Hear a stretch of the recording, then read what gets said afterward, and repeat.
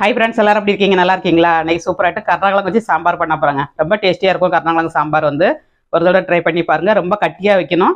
அதே மாதிரி கிழங்கு வந்து நல்லா அவிச்சு வைக்கணுங்க. அவிச்சு வச்சிங்கன்னா சாம்பார் வந்து ரொம்ப டேஸ்டியாக இருக்கும். வாங்க எப்படி பண்ணுறதுன்னு பார்க்கலாம். குக்கரில் தண்ணி ஊற்றி ஒரு பாத்திரத்தில் வச்சு அவிச்சு எடுத்துக்கோங்க. கருணக்கிழங்க நல்லா 5 விசில் விட்டு எடுத்துக்கோங்க. 4 பல் வெங்காயம், 4 பல் பூண்டு, வரமிளகாய் தூள், மஞ்சள் தூள் 1/2 டீஸ்பூன், சீரகம் எல்லாம் போட்டு அரைச்சி எடுத்துக்கோங்க. அரைச்சி எடுத்துகிட்டு நம்ம சாம்பார் பொடியும் கொஞ்சம் ஆட் பண்ணிக்கிட்டோங்க. பருப்பை வச்சு வச்சுருக்கேன். தக்காளி வெங்காயம் போட்டு பெருங்காயத்தூள்லாம் போட்டு எல்லாத்தையும் ஆட் பண்ணியாச்சு. புளியும் கரைச்சி ஊற்றியாச்சு. கிழங்கும் ஆட் பண்ணியாச்சு. உரித்து சூப்பராகிட்டு கூட்டி வச்சாச்சுங்க. உப்பு ஆட் பண்ணி நம்ம கொதிக்க வச்சு எடுத்துக்கணும். கொஞ்சம் மல்லித்தழை தூவிக்கங்க.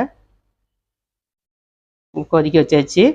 தாளசம் பண்ணி சாப்பிட்டோம்னா அவ்வளோ ஒரு டேஸ்ட்டாக இருக்கும். கூட ஒரு பிடி சோறு சாப்பிடுவாங்க. அவ்வளோ டேஸ்ட்டாக இருக்கும். அந்த மாதிரி நீங்களும் வீட்டில் ட்ரை பண்ணுங்கள். ட்ரை பண்ணிட்டு வீடியோ பிடிச்சிருந்தா லைக் பண்ணுங்கள். வீடியோ பிடிச்சிருந்தா லைக் பண்ணுங்கள். மீண்டும் இந்த வீடியோவில் சந்திப்போம்.